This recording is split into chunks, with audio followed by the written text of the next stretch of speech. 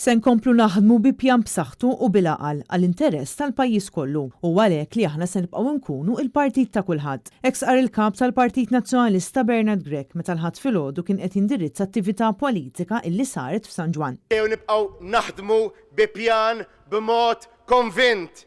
Ejjew naħdmu bil-aqal, naħdmu biss għall-interessi tal-pajjiż fejn ħadd ieħor ifittex l-interessi tiegħu u tal-ftit. Aħna ser nibqgħu il-partit ta' kulħadd, il-partit tal-poplu Malti, il-gvern tan-nazzjon Malti, għaliex il-ħidma kollettiva tagħna magħkom igawdi minna kulħadd. Fil-messaġġ tiegħu huwa qal il-politika tal-Partit Nazzjonalista ħirġa minn qalb il-poplu u għalhekk li taħdem favur il-poplu. Kien hawn fejn reġa' fakkar kif l-għoli tal-ħajja qed jolqot kważi lil kulħadd, lill-familji, lill-anzjani, lill-ħaddiema u anke lill-istudenti. Għandna gvern illi evidentement mhux biss qata' qalbu li jindirizza l-għoli tal-ħajja, imma llum nistgħu ngħidu ma jridx jindirizza l-għoli tal-ħajja. U għalhekk il-Partit Nazzjonalista qiegħed joffri il-viżjoni ta' eċċellenza illum. Il-kap tal-Partit Nazzjonalista qal li l-poplu jinteressah kif jista' jgħix ħajja aħjar u għalhekk li huwa kruċjali li pajjiżna ikollu settur tal-manifattura b'saħħtu. Aħna rridu hemmhekk ngħinukom. Irridu ngħinukom biex intkom tkunu kompetittivi, biex intkom tkunu tistgħu tikkompetu ma' kumpanija li qiegħda ġol Ġermanja, jew ġol Olanda, jew ġol l-Italja, għaliex intkom kapaċi u rridukom tkomplu intkom tesportaw u toħolqu x-xogħol. Fakkar kif il-Partit Nazzjonalista ilu żmien twil jappella lill-Gvern biex ma jintaxxax il-kola. Iżda kif rajna fil-budget il-Gvern baqa' jwebbes rasu u se jibqa' jintaxxa iż-żieda għall-għoli tal-ħajja. Bernard Grech sosta li minn sħarriġ illi sar ħareġ mod ċar li minħabba l-għoli fil-prezzijiet tal-proprjetà iż-żgħażagħ ma jaffordjawx jixtru l-ewwel dar tagħhom. Konna nkludejna miżura illi fiha indikajna illi l-proprjetajiet illi dakinhar indikajna 120,000 euro li għandhom valur ta' 120,000 euro.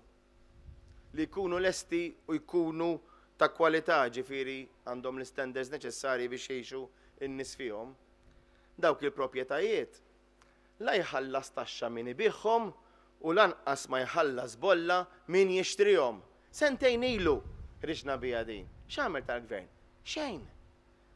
U mhux tal-li ma għamel xejn, tal-li lanqas ipprovda housing neċessarju lil dawk li qegħdin fuq il-waiting list. Għaliex dan il-gvern nesa lilhom ukoll. U tkellem ukoll dwar kif kien bis-saħħa tal-Partit Nazzjonalista u tad-Deputat Nazzjonalista Adrian Delija li t-esparijiet intraddu lura lill-poplu Malti, fejn kienet il-qorti stess li qalt li kien hemm kollużjoni f'dan id-dil skandaluż u quddiem dan kollu l-Kummissarju tal-Pulizija Angelo Gafam għadu siket. Jibqa' jinħeba wara l-inkjesta. U allura ma nistax ma ngħidx li din l-inkjesta maġisterjali illi infetħet għax għamlet talba biex tinfetaħ Repubblika, is-soċjetà ċivili, li kieku ma nfetħitx allura din l-inkjesta, kieku l-Kummissarju la għamel u lanqas mhux se jagħmel xejn għaliex l-inkjesta ma tkunx miftuħa u jibqa' ma jkollux ordnijiet x'għandu x'jagħmel. Dak huwa l-Kummissarju ta' pajjiżna. Fakkar kif meta ftit bdew jinkixfu l-iskandli dwar it-tlesparijiet, il-Gvern Laburista ma ħallix li l-istituzzjonijiet jaħdmu. Malli waħda mill-istituzzjonijiet, il-qorti ta' pajjiżna iddeċidiet li l-Gvern ta' Roberta Bela u ta' Joseph Muscat huma kompliċi fi frodi. X'għamlu? Qabdu jattakkawhom, ma ħallewhomx jaħdmu l-istituzzjonijiet, imisshom jistħu. U wesqar li quddiem dan kollu l-Partit Nazzjonalista huwa kommess li jkompli jinvesti f'dan is-settur. Mhux biss ninvestu fil-bini, imma ninvestu fin-nies u ninvestu wkoll dak li nistgħu nagħmlu fil-qasam tas-saħħa. Il-kap tal-Partit Nazzjonalista żied jgħid li biex dan kollu jsir hemm bżonn li pajjiżna ikollu mudell ekonomiku b'saħħtu.